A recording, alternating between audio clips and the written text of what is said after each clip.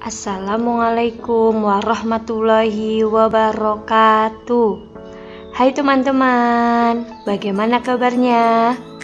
Semoga teman-teman semua dalam keadaan sehat ya, sehingga pada kesempatan kali ini kita bisa belajar dengan baik. Ya, sebelumnya Us minta maaf nih, mungkin suaranya kurang jelas ya, karena sedang sedikit serak, suaranya habis. Oke, semoga bisa kedengaran dengan jelas ya. Ya, seperti biasa sebelum pembelajaran dimulai, kita baca basmalah bersama ya. Bismillahirrahmanirrahim. Oke, pada pembelajaran budaya Banyumas kali ini akan melanjutkan bab kemarin. Kemarin kita sudah belajar mengenai pewayangan ya. Ada pewayangan yang dapat kita teladani dan tidak dapat diteladani. Nah, sekarang di pembelajaran kali ini kita akan belajar apa ya teman-teman? Ya, yang pertama kita akan belajar mengenai cerita rakyat Banyumas, yaitu Lutung Kasarung. Di sini teman-teman sudah ada yang pernah dengar mengenai cerita Lutung Kasarung? Mungkin dari beberapa teman-teman sudah ya, bahwa Lutung Kasarung ini adalah cerita Babat Pasir Luhur, lanjutan dari cerita Raden Kamandaka yang waktu itu teman-teman sudah belajar, sudah membaca ya. Langsung saja. Ya, Lutung Kasarung. Jadi pada zaman dulu kerajaan Pajajaran yang dipimpin oleh Prabu Siliwangi itu menantikan kepulangan dari Raden Banyak Ngampar. Ya, Banyak Ngampar itu siapa? Adiknya Banyak Catra atau Prabu Siliwangi. Banyak Ngampar itu nama lainnya Prabu Silihwarni. Nah, dulu Banyak Ngampar itu sejak mencari kakaknya, beliau itu belum pulang. Nah, pada suatu hari Prabu Siliwangi mengadakan pertemuan keluarga. Nah, di situ datanglah kakak beradik Raden Banyak Ngampar dan Raden Banyak Catra pulang ke rumah. Betapa gembiranya hati Prabu Siliwangi. Nah, dalam pertemuan itu Prabu Siliwangi langsung menyatakan lengser atau berhenti jadi pemimpin dari kerajaan. Beliau meminta Banyak Catra atau Kamandaka untuk menggantikannya. Namun istri kedua Prabu Siliwangi itu usul atau menentang dan menagih janji yang dulu. Janjinya dulu setelah istrinya dinikahin, jika mempunyai anak laki-laki, maka anaknya itu yang akan menggantikan raja. Nah, ingat janji itu, Sang Prabu ingat ya. Sang Prabu itu tidak langsung mengambil keputusan. Beliau itu mengatakan siapa saja dari mereka atau dari anak-anak Prabu Siliwangi yang dapat membawa 10 orang putri kembar yang rupanya sama, dialah yang berhak menggantikan kedudukan Sang Prabu. Nah, mendengar keputusan tersebut, Raden Banyak Blabur ini anak dari istri kedua berangkat ke arah barat dengan beberapa punggawa keraton. Nah, sedangkan Raden Banyak Catra itu pergi ke arah timur. Nah, perginya itu tidak sendiri, namun disertai abdi-abdi atau pengikut yang setia, yaitu Ki Kolot dan Ki Maun. Mereka atau Banyak Catra ini pergi ke Pasir Luhur. Ya, karena Banyak Catra di Pasir Luhur akan bertemu dengan Dewi Cipta Rasa. Seperti itu. Nah, tibalah Raden Banyak Catra di Kadipaten Pasir Luhur. Mereka itu bertempat tinggal di lereng Gunung Slamet yaitu di desa Batur Agung. Nah, Batur Agung ini yang sekarang dikenal dengan desa Baseh. Iya, dekat dengan rumahnya Usina. Teman-teman tahu ya Usina? Ya, Batur Agung ini adanya di desa Baseh. Nah, pada suatu waktu Raden Banyak Catra itu mendengar suara goib.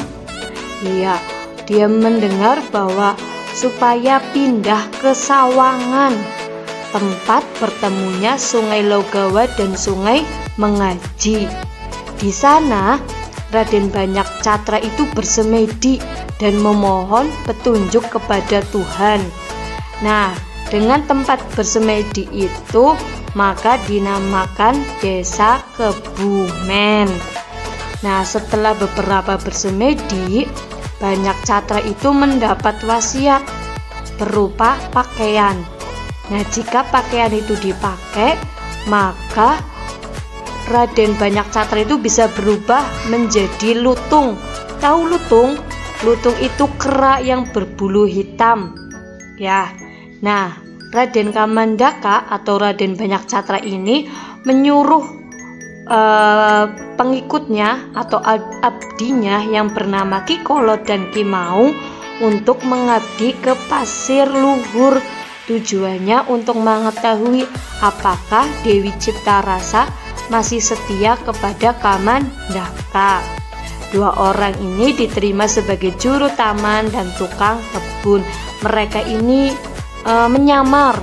Iya, Ki Kolo dan Ki Maung itu menyamar menjadi juru taman dan tukang kebun. Nah, pada suatu hari Adipati Pasir Luhur ini berburu binatang di hutan. Ia mendapatkan seekor lutung yang jinak. Lalu ditangkapnya dan dibawa pulang ke Kadipaten. Nah, lutung ini diberi nama Lutung Kasarung. Semua putri Kadipaten tersebut ingin melihatnya. Nah, sang adipati tadi yang menemukan Lutung Kasarung memerintahkan siapa yang berhasil memberi makan kepada lutung, dialah yang berhak memeliharanya. Ternyata Dewi Ciptarasa yang berhasil memberi makan kepada lutung. Maka lutung tersebut diserahkan kepada Dewi Ciptarasa untuk dipeliharanya. Nah, pada suatu malam Dewi ini tidur, lalu Kamandaka melepas pakaian ajaibnya. Nah, kebetulan Dewi Ciptarasa ini terbangun. Ia melihat kesatria yang gagah dan perkasa, ganteng. Ia bertanya kepada kesatria itu. Sungguh senang, ternyata kesatria itu adalah Raden Kamandaka yang sangat dia cintai. Iya, kemudian Raden Kamandaka diminta kepada Dewi agar merahasiakan ini, jangan sampai terbongkar samarannya. Ya, nah kebahagiaan Dewi Ciptarasa ini tidak berlangsung lama teman-teman. Kenapa ya? Ya, karena Dewi Ciptarasa ini dilamar oleh Raja Pulebahas, seorang raja raksasa yang kejam dan lalim di Nusa Tembini.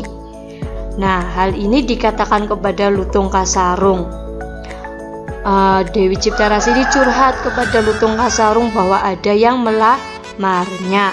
Maka Lutung Kasarung ini memberi saran agar Dewi Ciptarasa itu boleh menerima lamaran tapi dengan syarat. Apa saja ya syaratnya? Ada 5 syarat. Yang satu, dijemput 40 orang putri yang kembar. 2, membawa kain mori sebanyak 40 kodi sebagai tempat berjalan calon pengantin putri. 3, mempelai laki-laki tidak boleh membawa senjata. 4, mempelai laki-laki harus menolong mempelai perempuan saat turun dari tandu.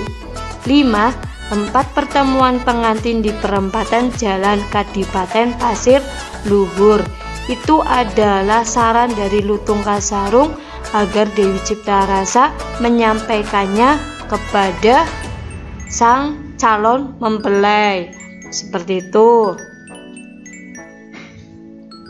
Nah, permintaan tersebut itu dikabulkan oleh Raja Pulebahas.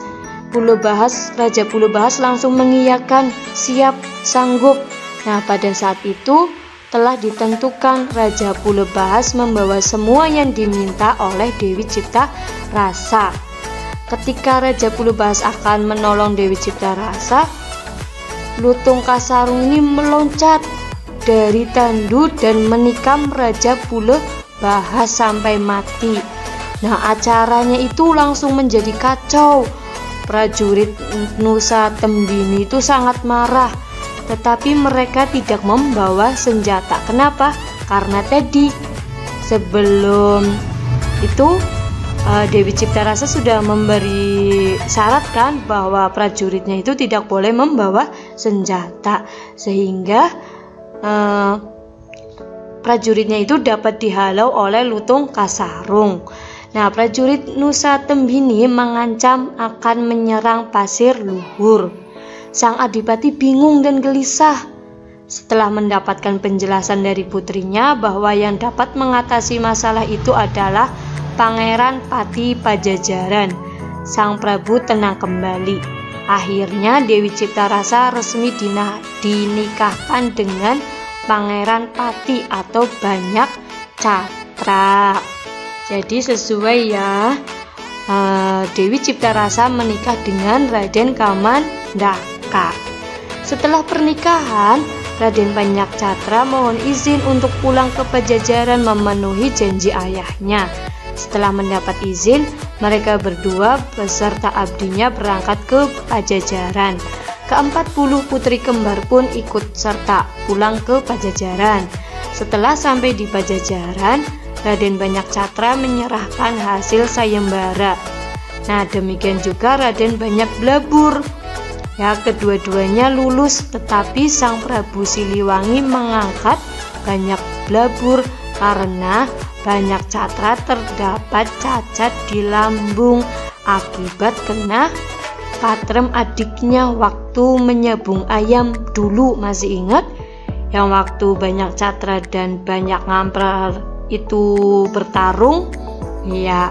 Nah, walaupun demikian Banyak Catra tetap lega hati menerima keputusan ayahnya.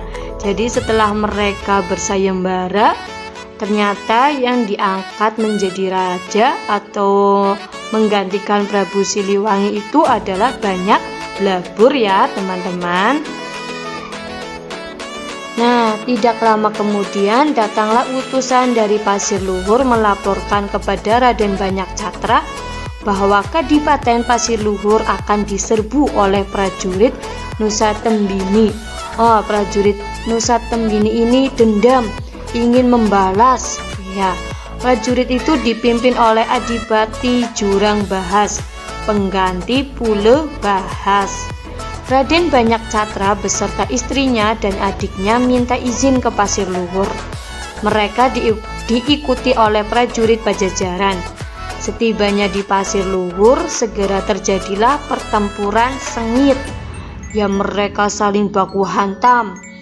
Nah, prajurit Pasir Luhur dilarang ikut serta. Yang bertempur hanya prajurit dari Pajajaran yang dipimpin oleh Raden Banyak Ngampar dan Patih Gelap Yawang. Nah, tentara Nusa Tembini kalah. Adipati Jurang Bahas mati. Sisanya pulang ke Nusa Tembini. Pasir Luhur pun aman.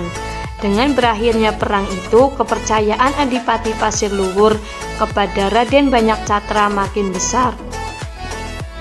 Akhirnya, Kadipaten Pasir Luhur diserahkan kepada menantunya, yaitu Raden Banyak Catra, dinobatkan menjadi Adipati Pasir Luhur.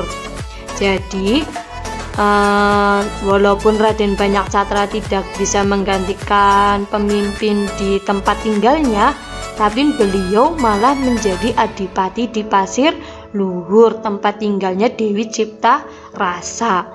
Raden Banyak Catra memerintah Pasir Luhur dengan bijaksana. Negara pun menjadi aman, damai, dan tentram. Mereka yang berjasa diberi hadiah sesuai dengan jasanya. Raden Banyak Ngampar, adiknya ini, dijadikan Adipati Dayeh Luhur. Majenang. Lalu Ki Kolo dan Ki Maung, abdinya itu diangkat menjadi tumenggung. Nah, para prajurit dinaikkan pangkatnya bersama permaisurinya Dewi Ciptarasa. Ia tetap tinggal di Pasiluhur bersama anak cucunya. Seperti itu kelanjutan dari cerita Raden Kamandaka. Seperti ini. Teman-teman bisa agar lebih jelas lagi bisa membacanya sendiri ya.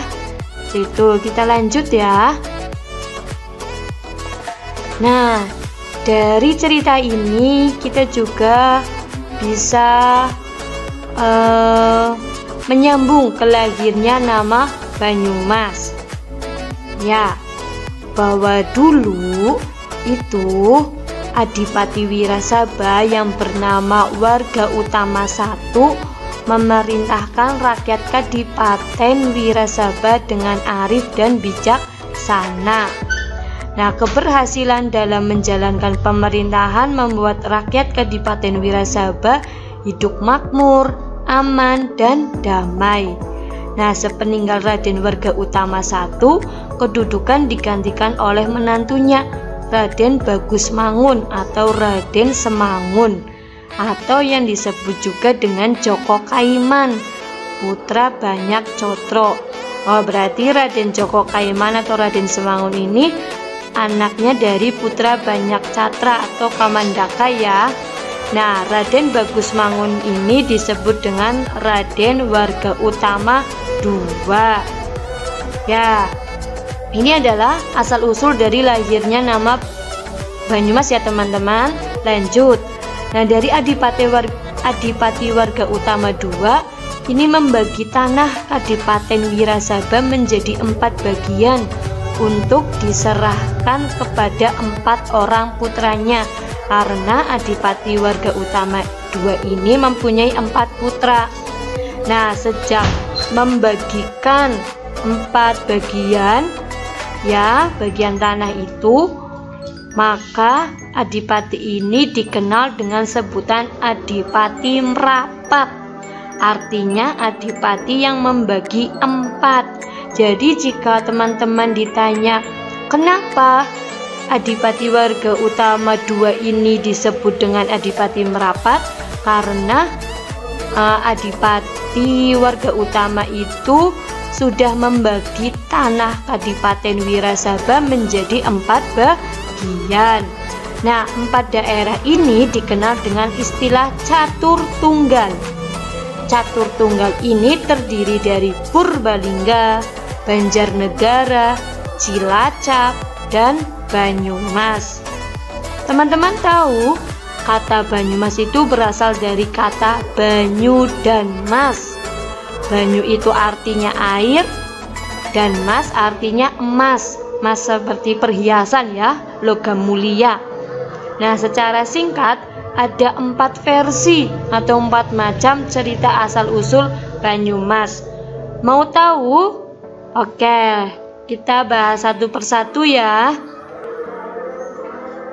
Yang pertama, versi cerita pertama menyebutkan bahwa pada suatu malam Adipati Merapat itu mendapatkan wangsit. Wangsitnya itu adalah jabatan adipati dapat turun-temurun sampai ke anak cucu bila Adipati Merapat ini berani membuka tanah untuk tempat tinggal. Maksudnya membuka suatu hutan atau tanah kosong menjadi tempat permukiman. Nah, tanah tersebut itu di sebelah barat daya desa Kejawar. Di sana terdapat pepohonan yang bernama pohon tembagan yang warnanya emas. Nah, dengan berbagai pertimbangan dan saran dari para cerdik pandai atau seperti kita ya tokoh-tokoh yang pintar, akhirnya Adipati Merapat ini memutuskan untuk melaksanakan apa yang diwangsitkan, yaitu membuka hutan untuk pemukiman. Nah, berangkatlah Adipati Merapat dengan rakyatnya yang setia untuk membuka daerah pemukiman baru. Nah, tidak terhitung berapa lamanya, akhirnya selesai dan kota pun menjelma atau wujud. Nah, setelah Adipati Merapat wafat, digantikan putranya secara turun-temurun, berturut-turut, antara lain ada Mertasura I, Mertasura II, dan seterusnya. Ini adalah asal-usul nama Banyumas dari versi cerita pertama ya. Cerita kedua. Ya, cerita kedua menyebutkan bahwa ketika rakyat membangun pusat pemerintahan, dulu ya waktu saat membangun pusat pemerintahan, ternyata tiba-tiba ada kayu besar hanyut di Sungai Serayu. Kayu itu bernama pohon kayu mas. Kayu itu berasal dari desa Karangjambu, Kecobong, Kecamatan Kecobong, Kawedanan Bukateja dari Purbalingga. Wah, ternyata kayunya ini hanyut dari Purbalingga turun pada saat pembangunan pusat pemerintahan. Nah, anehnya kayu itu berganti tempat di dekat lokasi pembangunan. Adipati Merapat tersentuh hati melihat kejadian itu.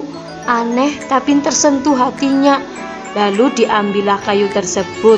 Kemudian kayu itu dijadikan saka guru Balasi Panji. Nah, karena itu kayu itu bernama kayu mas yang hanyut terbawa air, maka pusat pemerintahan yang dibangun tadi diberi nama Banyumas, yang artinya air dan kayu mas. Itu versi cerita kedua. Cerita ketiga yaitu dalam sejarah Toyamas disebutkan bahwa nama Banyumas adalah berhentinya Adipati Merapat dalam perjalanan mudik dari Wirasaba. Pada saat itu ia melalui Kali Rukmi atau Kali Mas bersama para nayaka, praja, dan prajuritnya. Ia berhenti di pertemuan Sungai Mas dengan sungai lain. Berhenti di sini nih, di antara dua pertemuan sungai. Nah, di situ Merapat membuat pesanggrahan. Pesanggrahan ini tempat tinggal yang kemudian diberi nama Banyumas. Ini versi cerita ketiga. Kemudian yang terakhir, versi cerita keempat. Ya, cerita keempat menyebutkan bahwa nama Banyumas ini berasal dari kata banyu dan emas. Nah, kata-kata itu diceritakan oleh penduduk daerah secara bersaut-sautan, intinya turun-temurun. Nah, konon sebelum nama Banyumas, daerah itu disebut Selarong. Kala itu Selarong itu kedatangan seorang tamu dengan menunggang kuda. Selama di Selarong, tamu itu bertingkah laku yang aneh, teman-teman. Intinya itu berbeda dengan adat istiadat setempat, berbeda dengan orang-orang normal. Nah, oleh karena itu, penguasa praja mengambil tindakan pengamanan. Tamu itu dimasukkan ke dalam penjara. Nah, setelah tamu itu dimasukkan ke dalam penjara, kota Selarong itu sedang dilanda kemarau panjang, sumur-sumur kering, terus sumber airnya juga kering, aliran sungai Serayunya juga surut kecil. Nah, untuk mendapatkan airnya itu penduduk sangat susah. Maka agar penduduk itu mendapatkan air, maka penduduk itu harus membuat belik-belik di pinggir sungai. Nah, sejak tamu itu dimasukkan ke dalam penjara, secara kebetulan tampaklah awan hitam di langit yang lama-kelamaan berubah menjadi mendung. Nah, suasana pun menjadi gelap. Tahu ya, jika mendung banget pasti gelap. Nah, akhirnya turunlah hujan dengan lebat, sangat deras. Ya, dengan begitu penduduk Selarong itu sangat gembira dan menyebut atau berteriak, "Banyu, banyu, wah banyu." Dan yang lain juga selain berteriak seperti itu yang artinya air, air, air, ada juga yang berteriak banyu emas, banyu emas. Nah, banyu emas ini yang artinya air yang sangat berharga bagaikan emas. Betapa gembiranya sedang kemarau panjang, lalu alhamdulillah turun hujan. Nah, turun air ini mereka anggap sebagai banyu emas karena airnya sangat berharga bagaikan emas. Nah, sejak saat itulah kota Selarong berganti nama menjadi Banyumas. Itu adalah versi cerita keempat. Nah, sejak kejadian itu penguasa melepaskan tamu dari penjara. Ya, setelah hujan ya, kemudian tamunya itu dilepaskan dengan pertimbangan keadaan mulai tenang, sudah tidak genting, sudah tidak kemarau lagi. Setelah dibebaskan, tamu itu pergi ke desa Dawan. Di sana ia berguru kepada orang sakti bernama Mbah Galagamba atau biasa disebut dengan Ki Glagah Amba. Kedua orang itu tinggal di padepokan Dauhan hingga akhir hayatnya. Mbah Glagah dan muridnya dimakamkan di Dawan. Nah, itu beberapa cerita asal-usul nama Banyumas. Ya, ada 4 versi yang sudah dibukukan. Nah, bukan tidak mungkin cerita asal-usul nama Banyumas masih banyak yang belum ditulis atau dibukukan. Atau mungkin teman-teman pernah dengar dari nenek atau dari orang tua mengenai asal-usul nama Banyumas selain yang tadi Us ceritakan, ada 4 tadi versi. Itu ya teman-teman. Ya.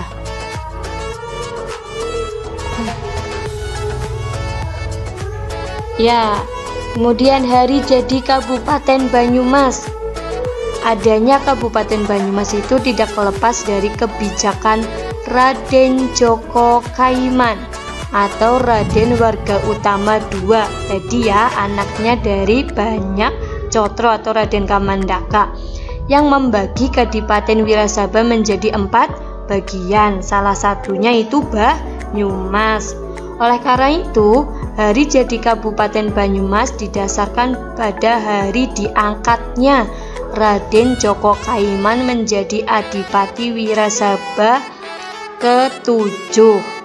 Raden Joko Kaiman yang kemudian dikenal dengan Adipati Merapat diangkat menjadi Adipati Wirasaba 7 pada hari raya Grebeg Besar atau Maulid ya, yaitu pada tanggal 12 Rabiul Awal 990 Hijriah atau bertepatan dengan pada hari Jumat Kliwon tanggal 6 April 1582 Masehi. Nah, berdasarkan alasan tadi yang sebutkan, pemerintahan Kabupaten Banyumas itu menetapkan hari jadi Kabupaten Banyumas pada tanggal 6 April 1982. Jadi jika ditanya kapan tanggal lahirnya Kabupaten Banyumas, yaitu pada tanggal 6 April 1582 Masehi.